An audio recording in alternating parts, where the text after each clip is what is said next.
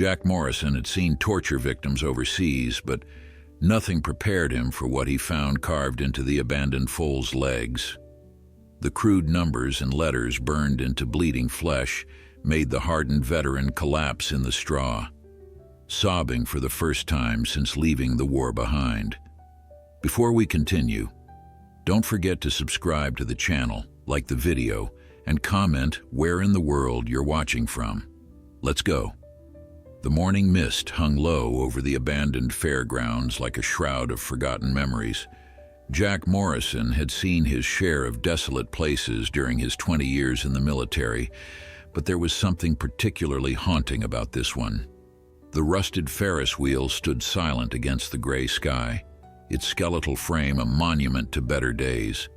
He had only stopped here because his truck had started making that worrying sound again, the one his mechanic had warned him about 3 months ago. Now parked on the cracked asphalt near what used to be the livestock pavilion, Jack found himself walking toward a sound that made his blood run cold. It was crying. Not human crying, but the desperate, broken wail of an animal in distress. Jack had heard plenty of sounds during his tours overseas, sounds that still woke him at 3 in the morning with his heart pounding and his sheets soaked with sweat. But this was different. This was the sound of something innocent, something helpless calling out for help that might never come. His boots crunched on the gravel as he moved toward the old barn structure at the edge of the property. The massive sliding door hung half off its track, creating a gap just wide enough for him to slip through. The smell hit him first. Hay and manure, yes, but also something else. Fear. Animals have a particular scent when they are terrified, and Jack had learned to recognize it during his time working with military dogs. As his eyes adjusted to the dim light filtering through the gaps in the weathered boards, he saw them. In the far corner of the barn, towering over a small, huddled form, stood the largest stallion Jack had ever seen. The animal was jet black, its coat gleaming even in the poor light, muscles rippling under its skin as it shifted its weight. The horse's ears were pinned back flat against its skull, and its eyes rolled wild and white-rimmed. Every line of its body screamed aggression and protection.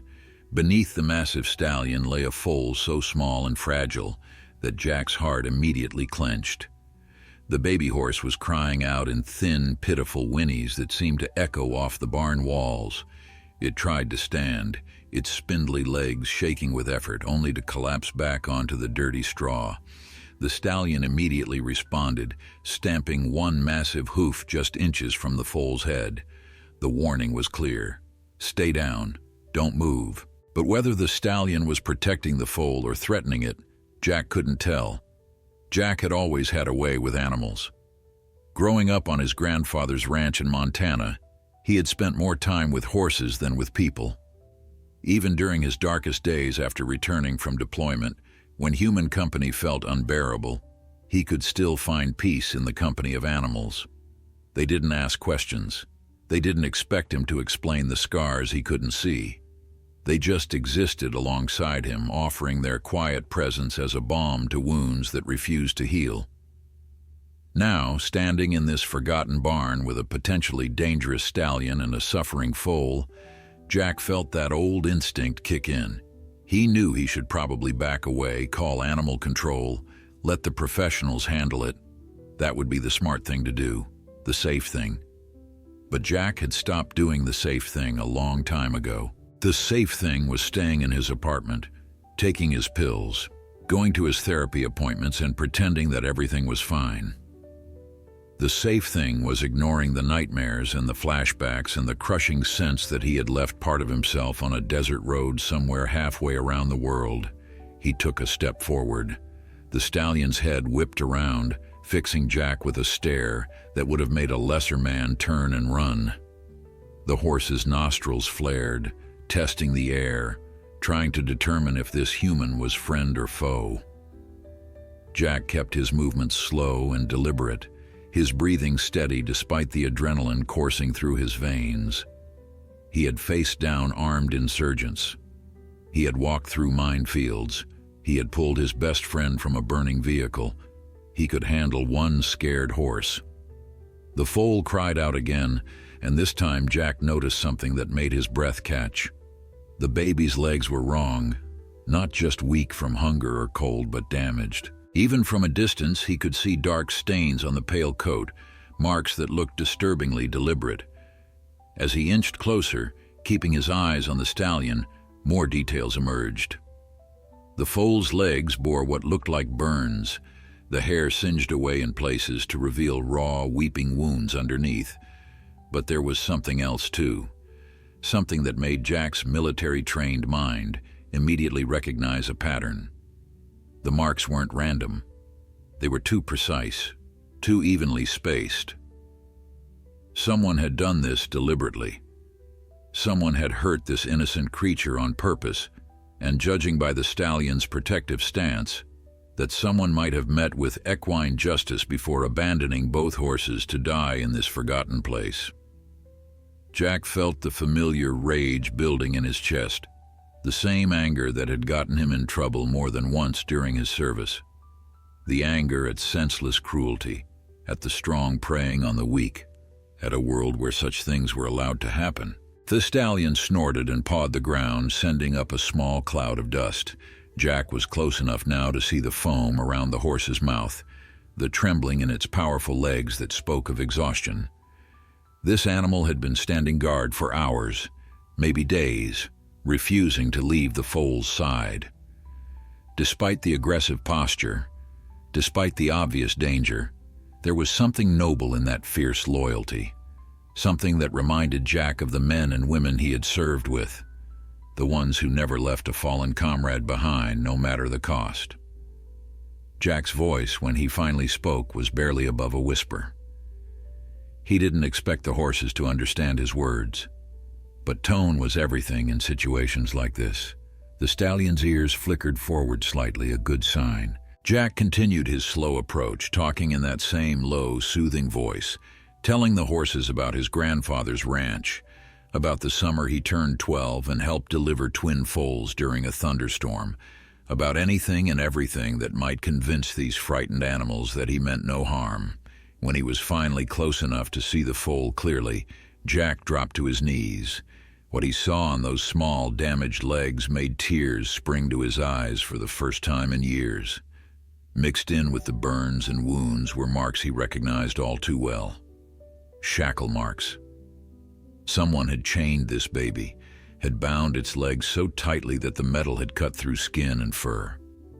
The realization of what this foal had endured, what it had survived, hit Jack like a physical blow. He had seen similar marks on human victims of torture overseas, on prisoners who had been held captive and abused. The stallion watched Jack with eyes that held both warning and desperation. The horse shifted its weight again, and Jack could see now that it too was injured. There were deep gashes along its flanks, some fresh and still bleeding, others scabbed over and infected. Whatever had happened here had been violent and prolonged. The stallion had fought to protect the foal, that much was clear, and it was still fighting even as exhaustion threatened to bring it down. Jack moved with excruciating slowness, each motion telegraphed and deliberate. He had learned this patience in the military, during reconnaissance missions where a single rushed movement could mean the difference between life and death. Here, in this abandoned barn with two traumatized horses, that same discipline might be all that stood between rescue and tragedy. He extended his hand, palm up, letting the stallion smell him. The horse's nostrils quivered, hot breath washing over Jack's fingers as it processed this new presence in its territory. Minutes stretched into what felt like hours. Jack remained motionless except for his quiet breathing, letting the stallion make the decision. Finally, almost imperceptibly, the massive horse took a single step backward. It was the smallest of concessions, but it was enough. Jack moved forward another foot, then another, until he was within arm's reach of the foal. Up close, the damage was even worse than he had feared. The baby's breathing was shallow and rapid, its small chest heaving with effort. Dehydration had sunken its eyes into their sockets, and its coat, which should have been soft and glossy, was matted with dirt and dried blood. Jack had carried a basic first aid kit in his truck since his discharge. Old habits died hard, and part of him had always known he would encounter some situation where those supplies would be needed. He just never imagined it would be for horses. But as he looked at the foal's legs, at the cruel marks left by chains and burns, he knew his meager medical supplies would be woefully inadequate. This animal needed a veterinarian, needed proper care, needed resources he didn't have. What he did have was his phone, his truck, and a stubborn refusal to walk away from suffering when he had the power to do something about it. The problem was the Stallion. Even weakened and injured, the horse was a formidable presence. Jack couldn't safely move the foal with that protective guardian looming overhead, ready to strike at any perceived threat. He needed the Stallion to trust him, or at least to be too exhausted to fight. As if reading his thoughts, the big horse swayed slightly, its legs trembling with the effort of remaining upright. Whatever reserves of strength had kept it standing were nearly depleted. Jack made a calculated decision.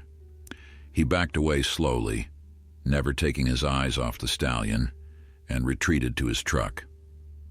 In the bed, along with his first aid kit, he kept a 5-gallon jug of water and some emergency supplies. He grabbed the water, a clean bucket he used for washing the truck, and an old wool blanket. When he returned to the barn, the Stallion's ears tracked his movement, but the horse didn't charge. That was progress. Jack poured water into the bucket and set it down about 10 feet from the horses, then retreated again. The Stallion stared at the bucket, then at Jack, conflict evident in every line of its body.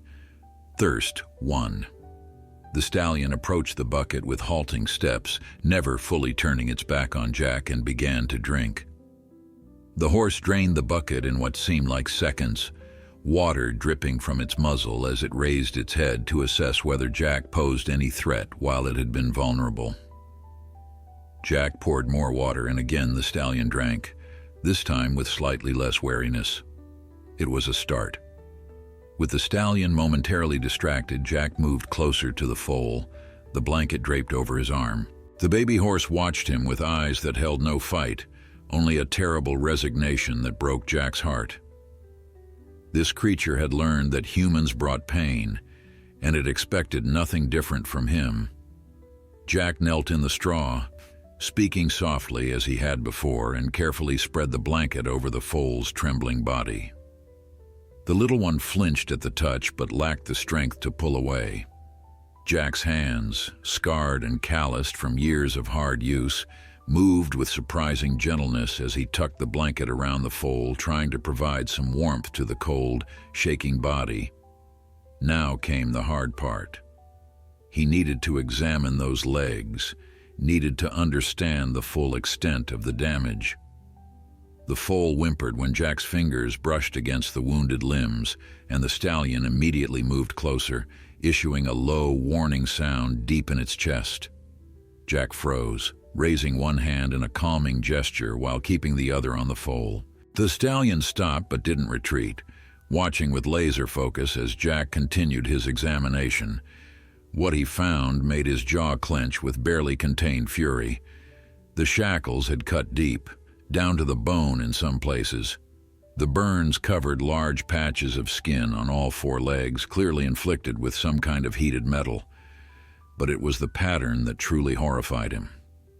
These weren't random acts of cruelty. Someone had systematically tortured this foal, had taken their time causing maximum pain. The marks were too precise, too deliberate. This had been done by someone who knew exactly what they were doing. Someone who had wanted the animal to suffer. Jack had seen torture before. He had been trained to resist it, had learned the signs of it in rescue operations. He knew the psychological profile of people who engaged in such acts, knew the cold deliberation required to inflict pain methodically over an extended period. Whoever had done this wasn't just cruel. They were calculating, controlled, and deeply disturbed.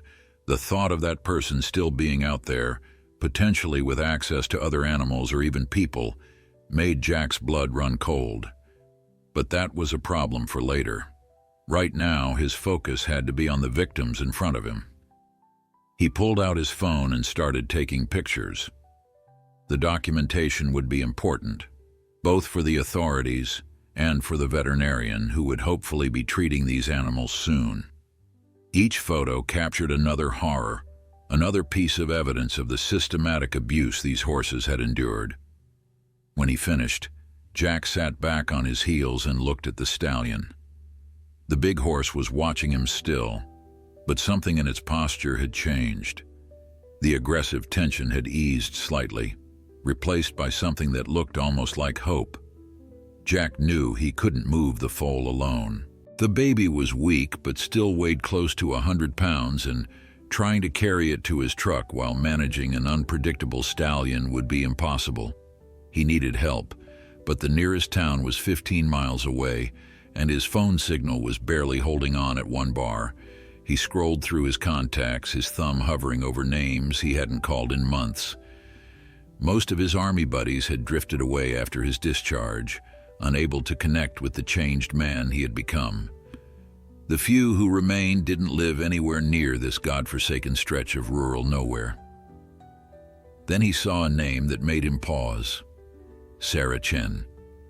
They had served together in the same unit, both medics, both haunted by the things they had seen and couldn't unsee. After they came home, Sarah had moved to a small town in this area, bought a piece of land, and started a rescue operation for retired military working dogs. They had exchanged a few texts over the years, nothing substantial, just the occasional check-in that veterans do when they want to make sure another survivor is still breathing. Jack had never visited her place, had never asked for help, had kept his distance like he did with everyone. But now, staring at that name on his phone screen, he realized she might be his only option. The call rang 4 times before she picked up. Her voice, when it came through, sounded exactly as he remembered it, strong, steady, with an undercurrent of understanding that came from shared experience. Jack explained the situation in short, clipped sentences, the way they used to deliver sit reps in the field. 2 horses, critical condition, signs of systematic abuse, need transportation and veterinary care immediately. Sarah didn't ask questions, didn't waste time with small talk. She told him she would be there in 20 minutes with her horse trailer and would contact the vet on the way. While he waited, Jack continued his vigil with the horses. He had given the foal small amounts of water using his cupped hand, not wanting to risk too much too fast given the animal's dehydrated state. The baby drank weakly, its small tongue rough against his palm. The stallion had finally laid down a few feet away, its massive body collapsing with an audible groan of relief. The horse's eyes never left Jack, but the aggression had faded, replaced by exhaustion so profound that Jack wondered how the animal had remained standing as long as it had. He found himself talking to them, his voice low and constant in the quiet barn. He told them about growing up in Montana, about his grandfather, who had taught him that animals were better judges of character than most people. He talked about his tours overseas, about the explosives detection dog named Rex who had saved his unit more times than he could count, about the day Rex didn't come back from a patrol, and how Jack had carried that guilt like a stone in his chest ever since. He talked about the nightmares, about the therapy sessions he had stopped attending, about the days when getting out of bed felt like climbing a mountain. And somehow, in that abandoned barn with 2 broken horses, Jack found himself saying things he had never said to another human being. The foal made a small sound, almost like it was responding to his voice, and Jack reached out to stroke its neck. The baby didn't flinch this time. That small gesture of acceptance, that tiny moment of trust, cracked something open in Jack's chest. Tears started flowing before he could stop them, hot and unexpected, running down his cheeks and into his beard. He hadn't cried since his last night in the desert, sitting in the dark outside his barracks trying to process the fact that he was going home while so many others weren't. Now, kneeling in the straw with his hand on a tortured animal, he couldn't seem to stop. The sound of tires on gravel announced Sarah's arrival. Jack wiped his face roughly with his sleeve and stood, his knees protesting after so long on the ground. When Sarah appeared in the barn doorway, backlit by the morning sun, she took in the scene with a practiced eye.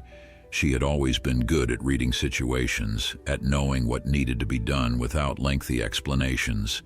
She approached slowly, making the same careful movements Jack had used, her voice joining his in a soft murmur of reassurance directed at the horses. Sarah had brought supplies, real supplies, not just a basic first aid kit. She had intravenous fluids, sterile bandages, antiseptic, pain medication, everything a field medic would need to stabilize a patient before transport. They worked together in the silence of shared experience, their movements coordinated without need for discussion. Jack held the foal steady while Sarah started an IV line, the baby too weak to protest much. The stallion watched them work, and when Sarah approached it with careful respect, the big horse allowed her to examine its wounds, even accepting a handful of grain she offered from a bag in her pocket. The veterinarian Sarah had called, a woman named Dr. Patricia Martinez, arrived 45 minutes later. She was in her 50s, with gray-streaked hair pulled back in a practical ponytail, and the calm, competent demeanor of someone who had seen it all.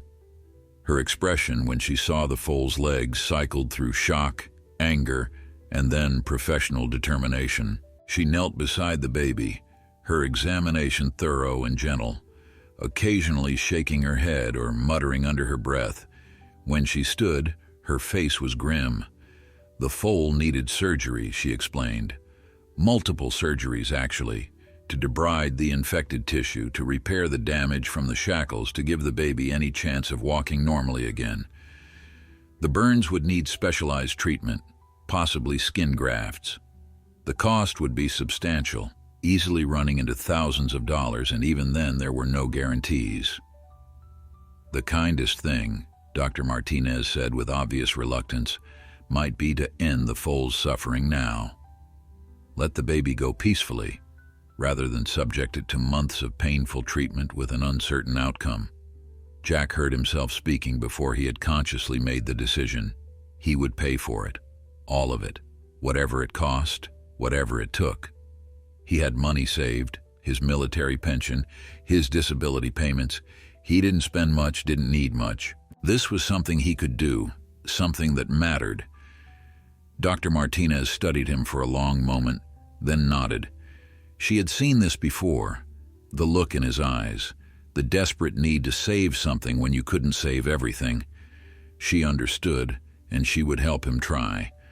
Loading the foal into Sarah's trailer was a delicate operation that required all three of them. Dr. Martinez had administered a sedative to ease the baby's pain and anxiety, but they still had to move with extreme care to avoid causing further damage to those mangled legs. Jack lifted the foal, cradling the small body against his chest, feeling every labored breath, every weak tremor.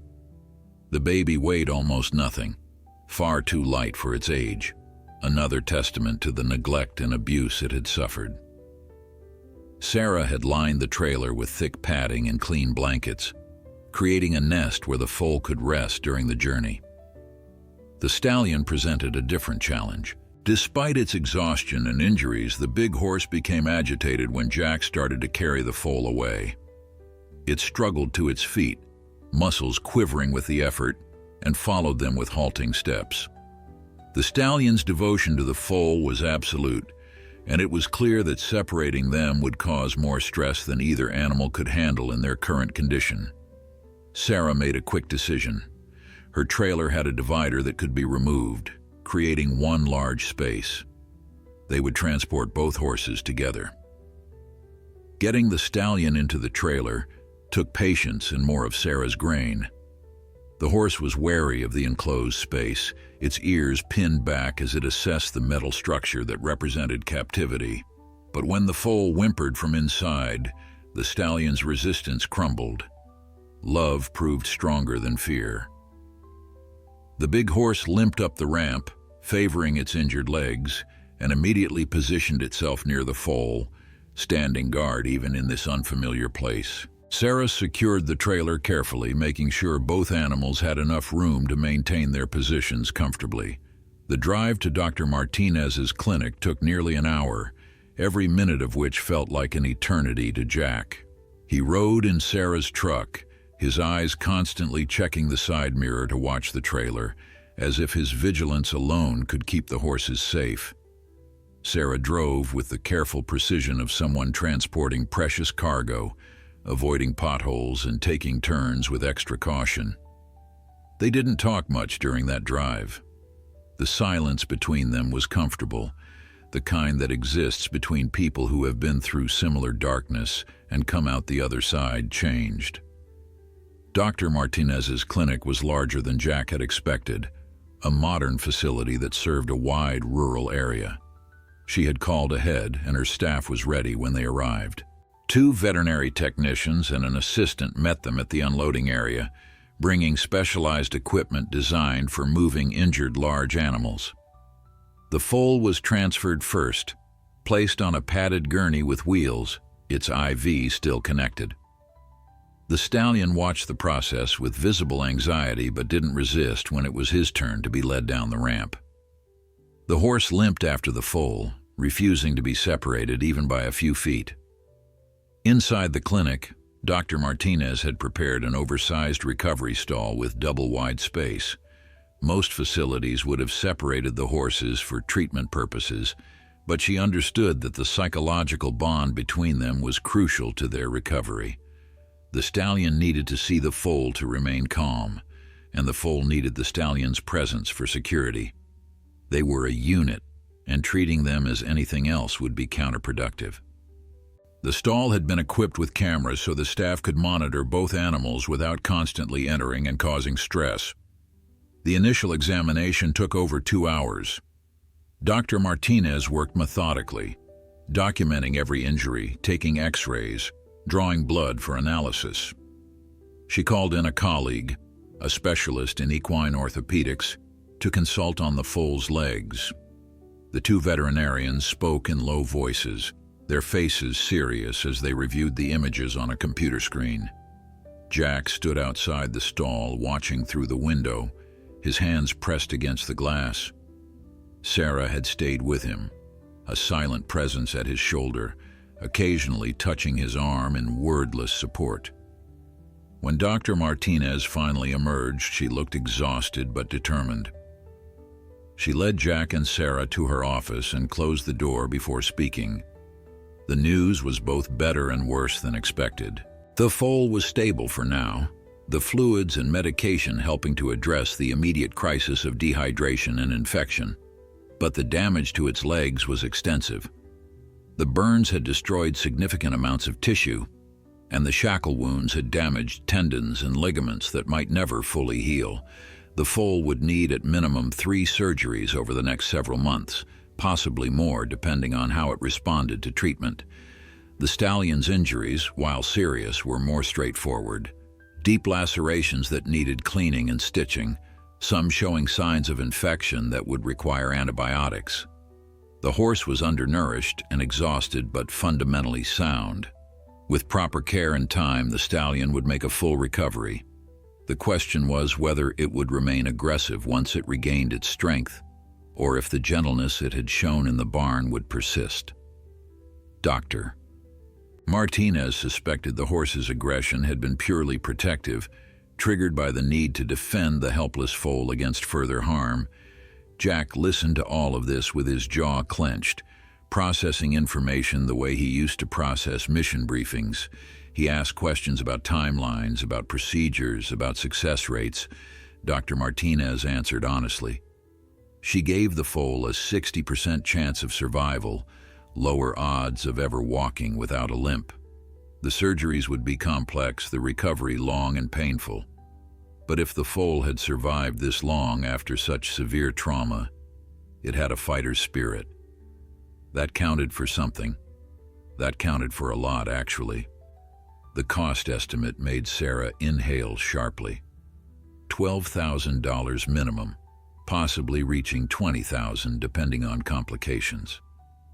It was a staggering amount of money, more than most people would spend on veterinary care for an animal with no pedigree, no value beyond its existence as a living creature. Dr. Martinez watched Jack's face carefully, giving him an out if he needed it. No one would judge him for changing his mind. This was a massive commitment, both financially and emotionally, and he had only met these horses a few hours ago.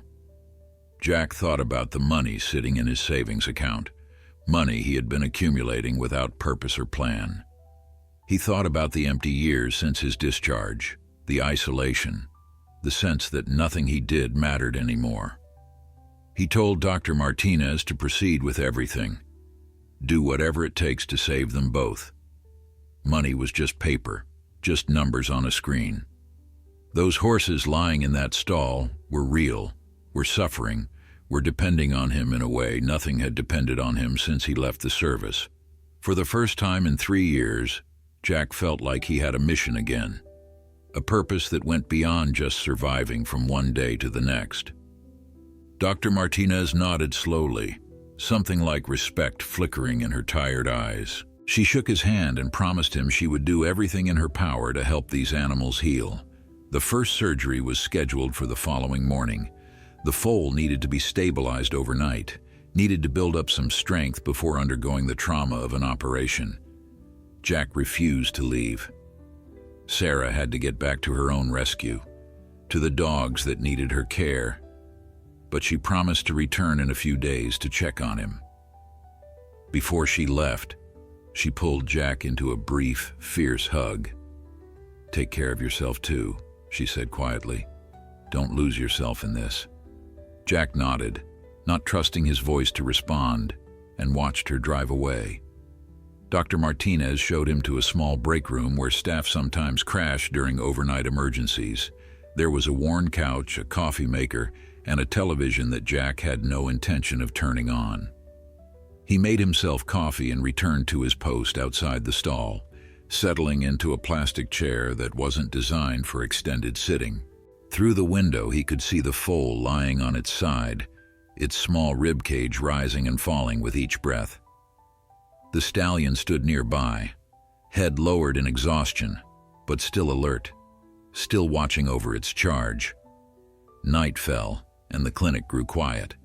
The regular staff went home, leaving only the overnight technician who checked on the horses every hour and brought Jack fresh coffee without being asked. Jack dozed fitfully in his chair, his body trained by years of military service to rest without truly sleeping, always maintaining some level of awareness. Every time the foal made a sound, he was fully awake, his heart racing with adrenaline before he could remind himself that he wasn't in a combat zone. This was a different kind of battle, but the stakes felt just as high. Around 3 a.m, Jack noticed the foal becoming restless. The baby was making distressed sounds, its legs twitching in a way that had to be causing pain. The stallion responded immediately, lowering its head to nuzzle the foal, breathing softly against the baby's neck in what was clearly a gesture of comfort. The technician appeared moments later, summoned by the same sounds that had alerted Jack. She entered the stall calmly, checked the foal's vitals, and adjusted the pain medication drip.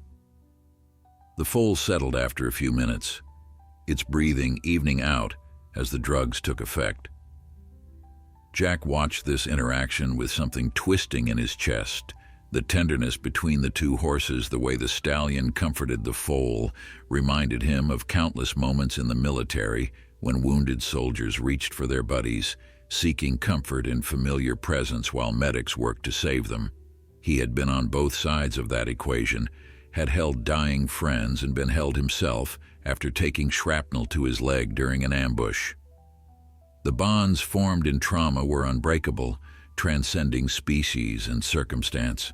These horses had been through hell together, and they had emerged with a connection that put most human relationships to shame. Morning arrived with pale light filtering through the clinic windows.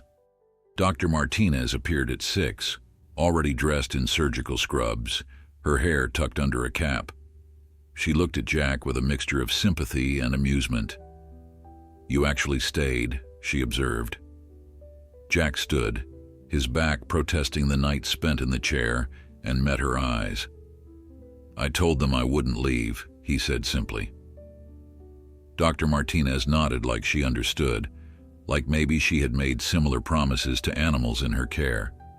She explained what would happen during the surgery, the steps she would take, the risks involved. Jack listened with the focused intensity he brought to mission briefings, asking clarifying questions, making sure he understood every detail. The foal was taken to surgery at 7:30. The small body looked even more fragile on the operating table, surrounded by stainless steel and bright lights. Jack wasn't allowed in the surgical suite, but Dr. Martinez had positioned a monitor in the observation area where he could watch the procedure. It was brutal to witness. The debridement of dead tissue, the careful irrigation of infected wounds, the precise sutures meant to give those tiny legs any chance of functioning properly. Jack had seen combat surgery, had watched medics work miracles under impossible conditions, but somehow this felt more visceral, more personal. The stallion left alone in the stall became increasingly agitated. The horse paced in circles, calling out with loud, distressed whinnies that echoed through the clinic. Jack could see the animal on another monitor, could see its anxiety building toward panic. He made a decision that was probably against protocol but felt absolutely necessary. He asked the overnight technician, still on duty for another hour, if he could enter the stall. She hesitated, pointing out that the stallion was unpredictable, and Jack could get seriously hurt. But when another anguished whinny came from the stall, she sighed and unlocked the door. Jack moved slowly, just as he had in the barn, announcing his presence with soft words. The stallion spun to face him, eyes rolling white, and for a moment Jack thought he had made a terrible mistake. But then recognition seemed to dawn in the horse's expression. This was the human who had brought help, who had stayed through the night, whose scent was now associated with safety rather than threat. The stallion approached Jack cautiously, and when the big horse pressed its nose against Jack's chest, breathing hard, Jack raised his arms and placed them around the animal's massive neck. They stood like that for several minutes, man and horse sharing grief and fear in the sterile quiet of the stall. Jack could feel the stallion's heart pounding, could feel the tremors running through its body. "It's okay," Jack murmured. "She's tough. She's going to make it." He didn't know if he believed his own words, but he said them anyway, over and over, as much for himself as for the stallion. The surgery lasted 4 hours. 4 hours of watching Dr. Martinez and her team work with meticulous precision, their gloved hands moving with the kind of practiced skill that came from years of training and experience. Jack remained with the stallion for most of that time, only stepping out occasionally to check the monitor and see the foal's progress. The big horse seemed calmer with Jack present, no longer pacing or calling out, instead standing close to the human who had somehow become its anchor in this frightening place. When Dr. Martinez finally emerged from surgery, still in her blood-stained scrubs, she looked drained but cautiously optimistic. The foal had survived the procedure, she told Jack, meeting him in the hallway outside the surgical suite. The worst of the dead tissue had been removed, the wounds cleaned and treated, the damaged tendons repaired as much as current technology allowed. The baby would need additional surgeries, but this first one had gone as well as could be hoped. The next 72 hours would be critical. If the foal made it through that period without complications, its chances of survival would increase significantly. They brought the foal back to the stall, still unconscious from anesthesia, its legs wrapped in pristine white bandages that would need to be changed daily. The stallion rushed forward the moment the door opened, nearly knocking over one of the technicians in its eagerness to reach the foal. Dr. Martinez allowed it, understanding that separating them now would cause more harm than good. The stallion sniffed the foal thoroughly, checking for signs of life, and seemed to relax fractionally when it detected the steady breathing and warm body temperature that indicated its charge was alive. Jack watched the reunion with burning eyes. He hadn't slept properly in over 24 hours. His body was stiff from the uncomfortable chair and the time spent standing in the stall, and he desperately needed a shower and a meal, but he couldn't bring himself to leave. Not yet. Not until he knew the foal was stable and conscious. Dr. Martinez, reading his exhaustion accurately, insisted he at least go to the break room and eat something. She had ordered food to be delivered for the staff, and there was plenty to share. The sandwich tasted like cardboard, but Jack forced himself to eat it. His body needed fuel, and his military training had taught him to eat when food was available, regardless of appetite. He was halfway through when one of the technicians appeared in the doorway. The foal was waking up. Jack abandoned the sandwich and hurried back to the observation window. Inside the stall, the baby was indeed stirring, its head lifting slightly, legs twitching as consciousness returned. The stallion stood over the foal protectively, nickering softly in encouragement. The foal's eyes opened slowly, unfocused at first, then gradually sharpening.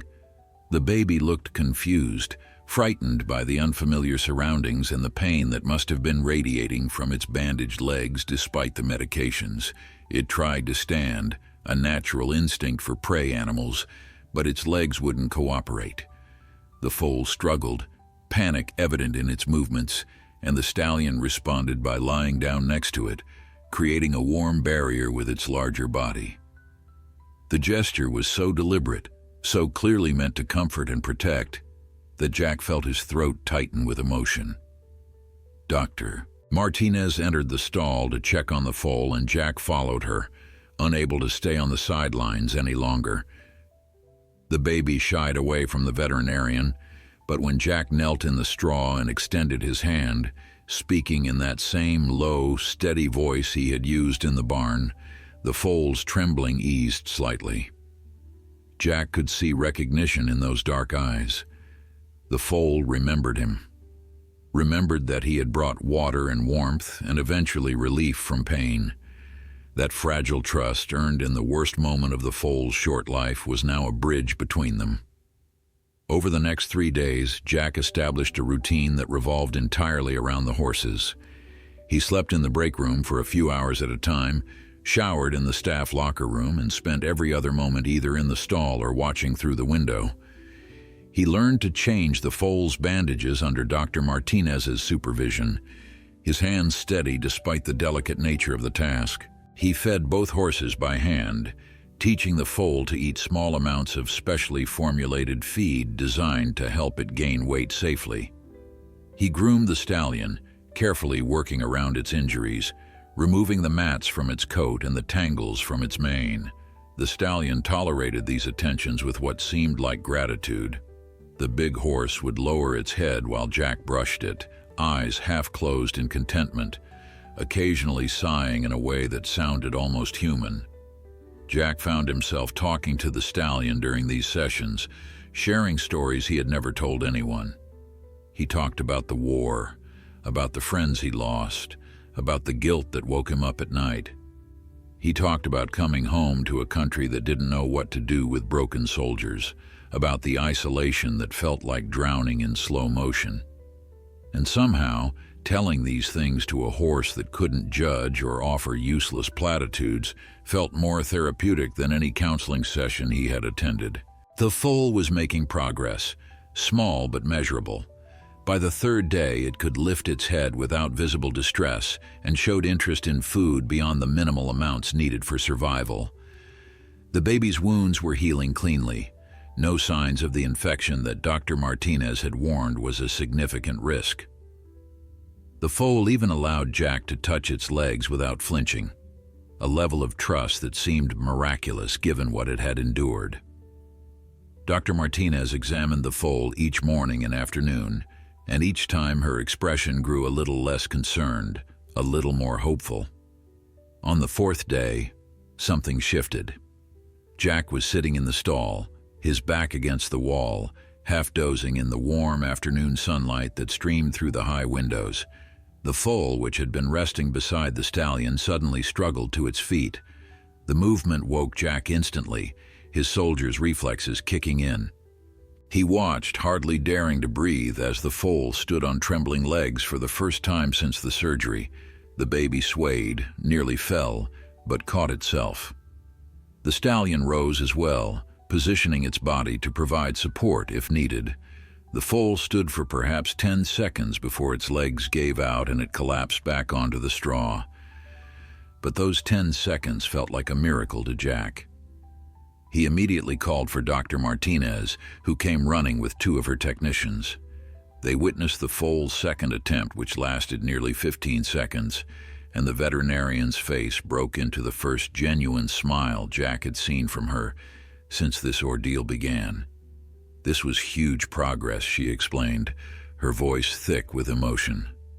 The foal's legs were bearing weight, the damaged tendons were holding, and most importantly, the baby had the will to try. That determination, that fight, was often the difference between recovery and giving up. Word of the foal's progress spread quickly through the clinic. Staff members who had been following the case stopped by the stall throughout the day, wanting to see for themselves.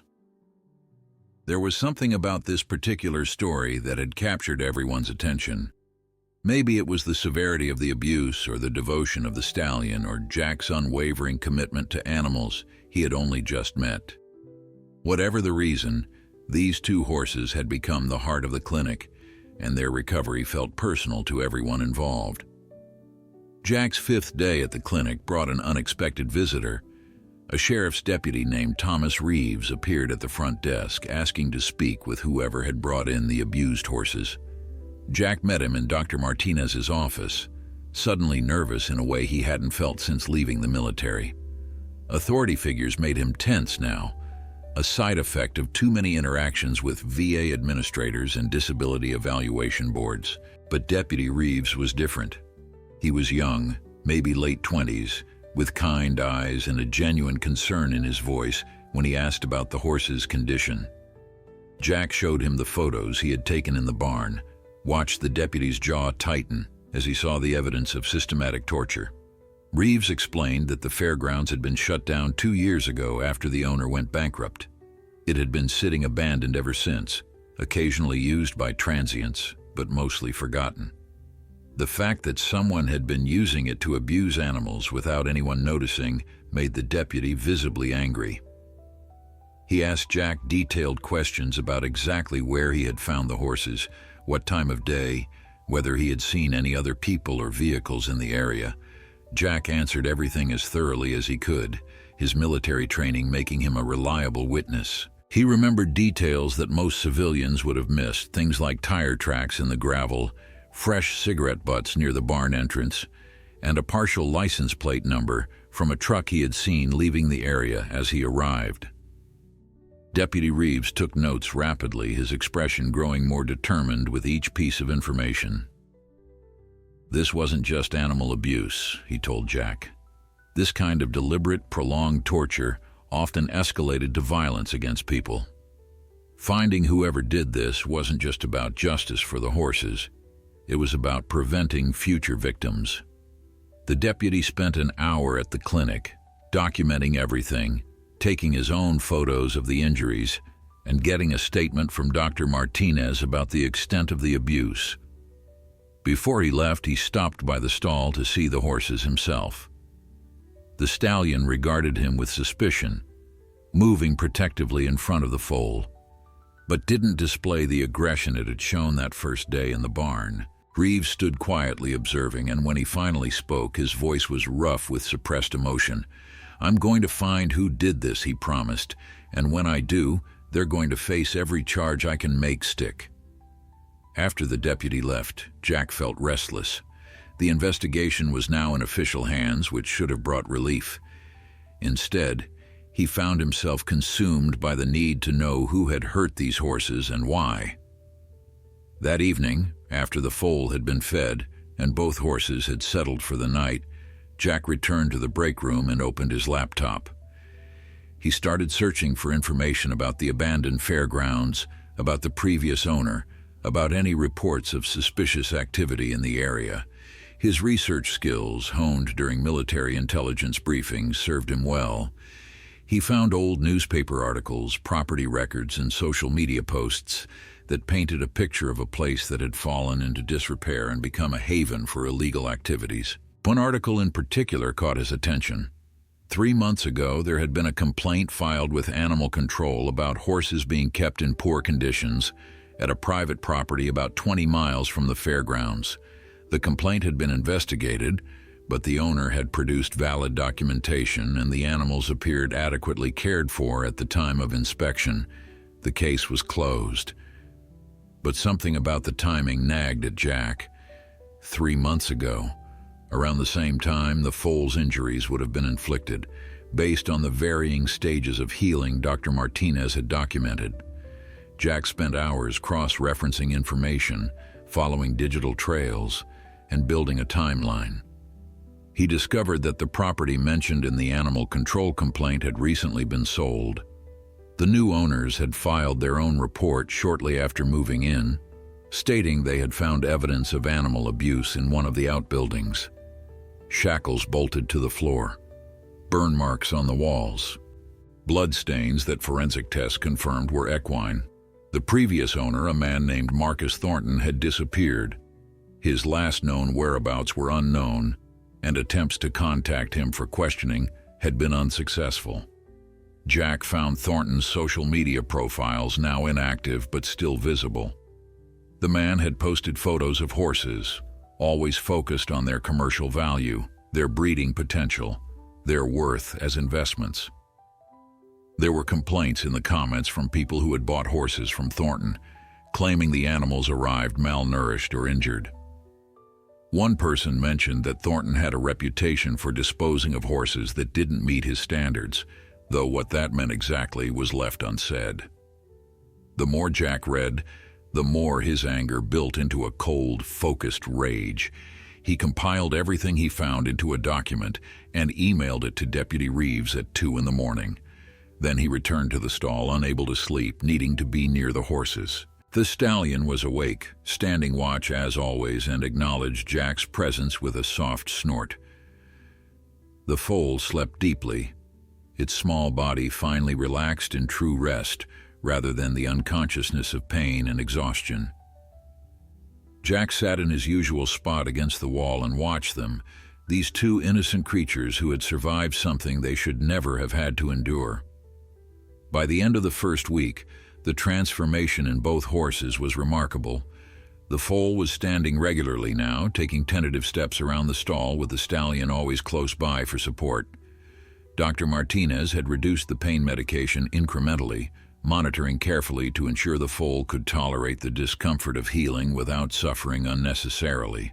The baby's appetite had increased dramatically, and Jack could see the difference in its body already. The prominent ribs were less visible, the sunken areas around its hips beginning to fill out. There was even a brightness returning to the foal's eyes, a spark of curiosity about the world that had been completely absent in those first terrible hours. The Stallion's physical recovery had been faster, though the psychological scars were clearly deeper. The big horse remained hypervigilant, reacting to sudden movements or unexpected sounds with barely contained panic, but its trust in Jack continued to grow. The Stallion would now approach Jack voluntarily, seeking out his touch, and seemed to find comfort in his presence. Dr. Martinez had started calling Jack the Horse Whisperer, though Jack insisted he was just patient and willing to listen to what the animals were telling him through their body language and behavior. Jack had been living at the clinic for 9 days when Sarah returned as promised. She brought supplies, fresh clothes for Jack that she had picked up from his apartment using the key he had given her, and news about her own rescue operation. She also brought questions. Had Jack thought about what would happen after the horses were discharged from the clinic? Where would they go? Who would care for them during the long recovery period? Jack realized with a jolt that he hadn't thought beyond the immediate crisis. He had been so focused on keeping them alive that he hadn't considered the practical realities of their future. They discussed options over coffee in the break room. Sarah's facility was already at capacity with dogs, and she didn't have the infrastructure for horses. Boarding stables that could provide the level of medical care these animals would need were expensive and often unwilling to take on cases with such uncertain outcomes. Adopting them out was impossible until they were fully recovered, and even then, finding someone willing to take on horses with a traumatic history would be challenging.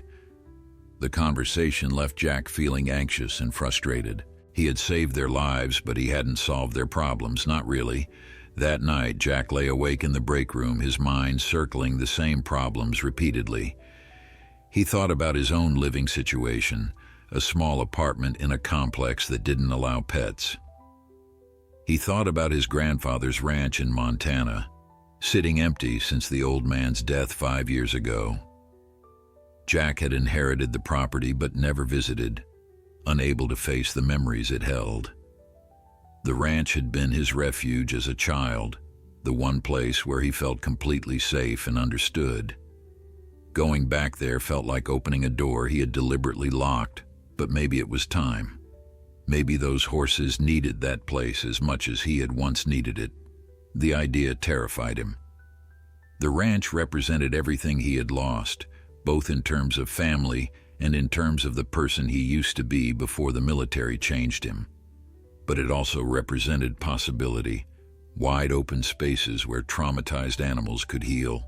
A barn that could be converted into proper recovery stalls. Pastures where a foal could learn to run again without judgment or pressure.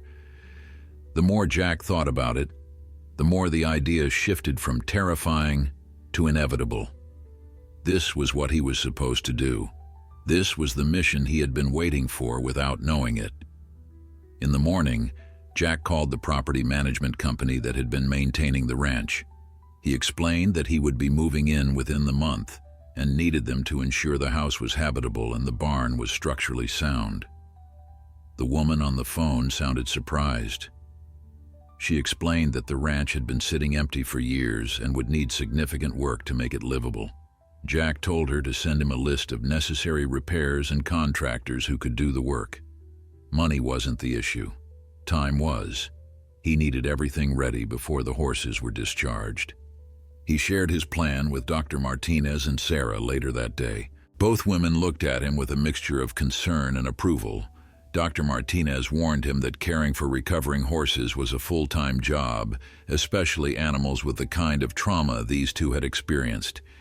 She would need to visit regularly to check on their progress, which would mean driving nearly 2 hours each way. Jack assured her he would pay for her time and travel. Sarah offered to help him set up the ranch, to teach him everything she knew about running a rescue operation. She also gently pointed out that isolating himself on a remote ranch might not be the healthiest choice for someone dealing with his own trauma. Jack appreciated the concern, but knew this was something he needed to do. The second surgery for the foal was scheduled for the beginning of week 3. This procedure would address the burned tissue, removing more damaged areas and preparing the legs for eventual skin grafts. It was another long, difficult operation, and once again, Jack spent most of it with the anxious Stallion.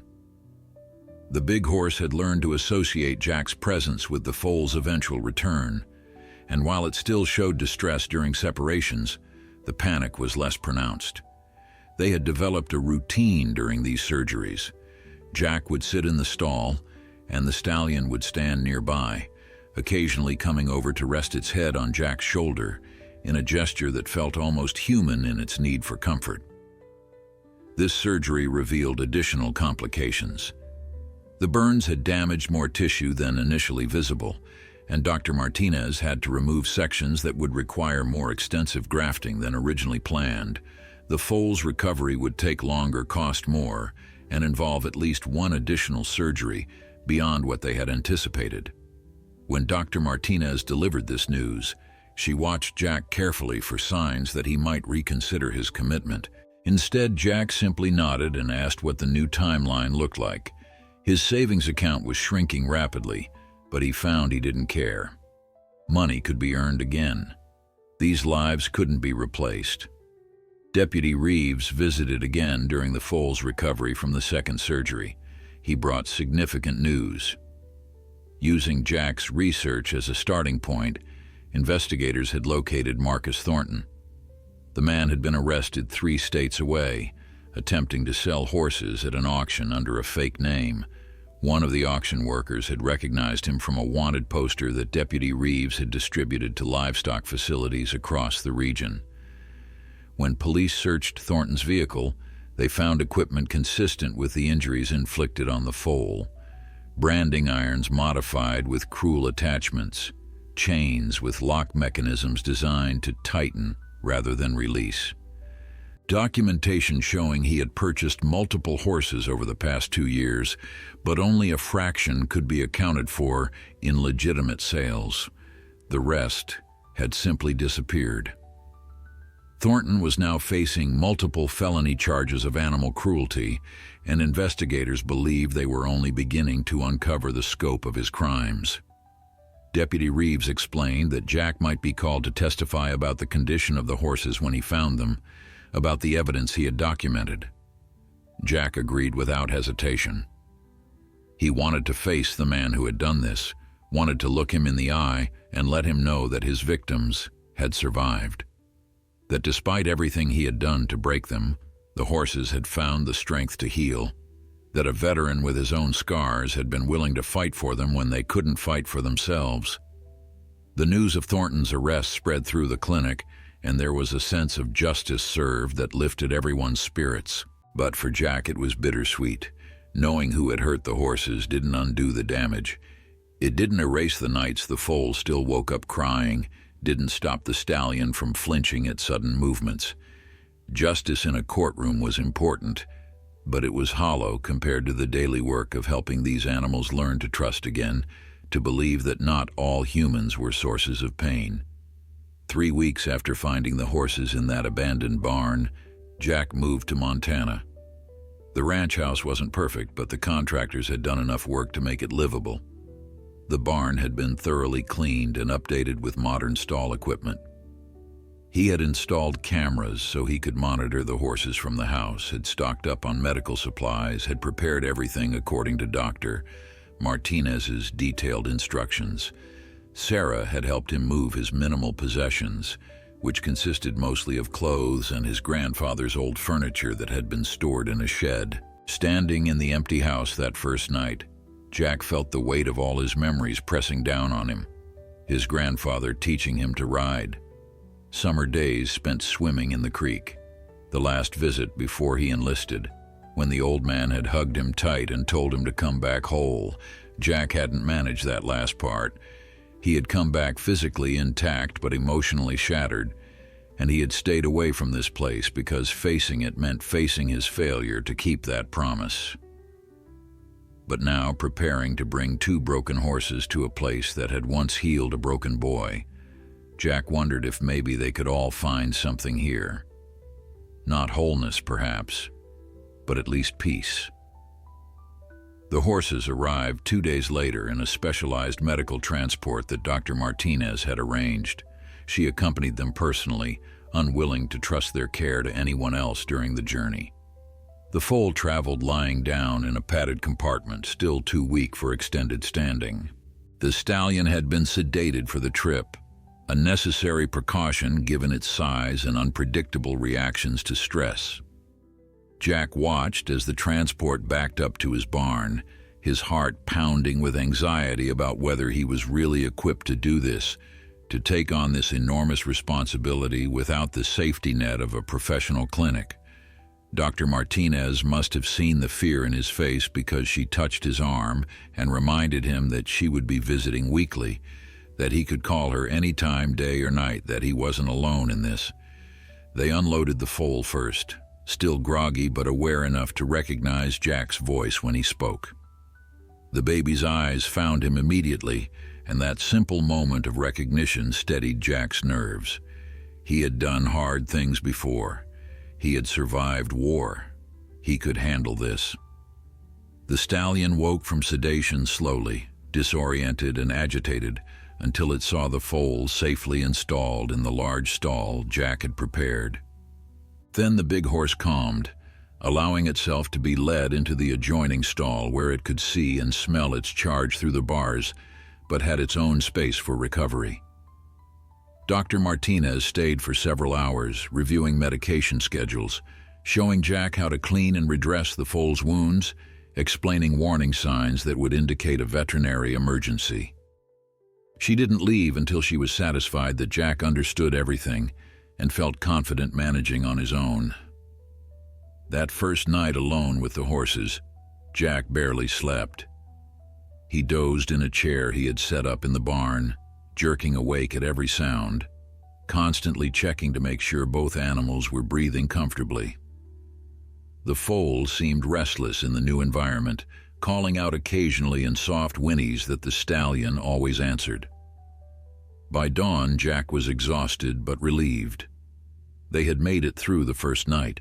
It was a small victory, but after everything they had been through, every day survived felt like triumph. The weeks that followed established a rhythm that Jack found deeply grounding. He woke at dawn, checked on the horses, administered medications, and changed bandages.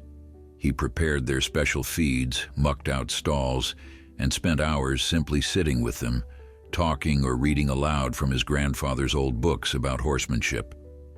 The foal grew stronger daily, its steps becoming steadier, its confidence increasing. The baby had started exploring the stall, investigating every corner with the curiosity natural to young animals when they finally feel safe enough to be curious. The stallion's transformation was equally profound but manifested differently. The big horse began to relax its constant vigilance, spending more time lying down to rest, occasionally even dozing while Jack worked nearby. It started responding to Jack's voice with eager sounds of greeting, approaching the stall door whenever it heard his footsteps. The aggressive protectiveness had softened into something gentler, though the stallion remained devoted to the foal's welfare. Jack had started calling him Guardian, a name that felt appropriate for a horse whose entire identity seemed built around protecting something more vulnerable than itself. Dr. Martinez's weekly visits became highlights that Jack looked forward to with an intensity that surprised him. She brought not just medical expertise, but human connection, conversations that went beyond the clinical details of wound care and rehabilitation. She asked about his nightmares, which had become less frequent since moving to the ranch. She noticed when he started sleeping through the night, commented on how his hands no longer shook during bandage changes. Dr. Martinez saw what Jack couldn't quite see himself yet, that saving the horses was also saving him. 2 months into their time at the ranch, the foal reached a milestone that brought everyone to tears. The baby took its first steps outside into the small paddock Jack had prepared with soft footing and secure fencing. Guardian walked beside the foal, matching the baby's halting pace, offering support when those still healing legs threatened to buckle. Jack watched from the fence line, his phone recording the moment but his eyes blurring with emotion. The foal stumbled, caught itself, and kept going. 10 steps became 20, became 50. The baby was walking. Really walking, not just standing or taking tentative movements in a stall, but moving forward with purpose and determination. That evening, as Jack cleaned the foal's legs and applied fresh bandages, he noticed something he had seen before but never fully processed. Among the burn scars and the marks from shackles, there were other marks, deliberate scratches forming crude letters. Numbers. Jack's hands stilled as he traced the marks with gentle fingers, finally understanding what he was seeing. Someone had branded ownership into this baby's flesh, had carved identification into living tissue, as if the foal were an object rather than a sentient being. The realization hit Jack with the force of a physical blow. This wasn't just abuse. This was complete dehumanization, the same mindset that allowed people to torture prisoners of war, to treat living beings as disposable commodities. Jack had to step away from the stall, his breathing shallow, his vision narrowing with the familiar signs of a panic attack. But then he heard the foal call out, a soft, questioning sound that asked where he had gone. That small voice pulled Jack back from the edge. He steadied his breathing, wiped his eyes, and returned to finish the bandage change. Later that night, Jack sat at his grandfather's old desk and wrote a letter to Deputy Reeves describing what he had found. The marks could be additional evidence in the case against Thornton, proof of the methodical cruelty that characterized his crimes. But more than that, Jack needed someone else to know, to witness what had been done so it couldn't be dismissed or forgotten. He included photographs, detailed descriptions, and his own statement about the physical and psychological damage such treatment inflicted. When he finished, Jack felt hollowed out but somehow lighter, as if sharing the burden made it more bearable. The third surgery, the one involving skin grafts, was scheduled for early spring. Dr. Martinez had wanted to wait until the foal was stronger, until its body had more resources to dedicate to healing. The procedure was complex and required specialized equipment, so it took place at a veterinary hospital 3 hours away. Jack made the drive with both horses, unwilling to separate them even for a single night. He rented a hotel room near the hospital and spent 2 days in the waiting area, while surgeons worked to give the foal's legs the best possible chance at normal function. When he finally saw the foal after surgery, Jack barely recognized the small figure under all the bandages and monitoring equipment, but the baby's eyes found his immediately, and in that moment of connection, Jack knew they would get through this too. They had come too far, survived too much to give up now. Guardian seemed to sense the same thing. The stallion stood guard by the foal's recovery stall, refusing food until it saw the baby conscious and stable. Their bond had transcended survival. They were family now, bound by shared trauma and the slow, difficult work of healing. The months that followed brought gradual but steady improvement. The foal grew larger, stronger, its personality emerging as fear gradually released its grip. The baby was curious and playful, occasionally testing boundaries in the way young animals do when they feel safe. Guardian mellowed into a patient guardian figure, tolerating the foal's antics with good humor, occasionally engaging in gentle play. Jack documented every moment, filling journals with observations and photographs, creating a record of their transformation. Sarah visited in late summer, nearly a year after that morning in the abandoned barn. She walked the property with Jack, noting the improvements he had made, the additional stalls he had built, the healing evident in both the horses and the man who cared for them. She asked if he was ready to take on more rescues, to turn this into a real operation. Jack considered the question carefully. He had spent so long focused solely on Guardian and the foal, whom he had finally named Hope, that he hadn't thought beyond their immediate needs. But looking at the empty stalls, at the acres of pasture, he realized he had built something bigger than just a home for 2 horses. He had built a sanctuary. The trial for Marcus Thornton took place in autumn.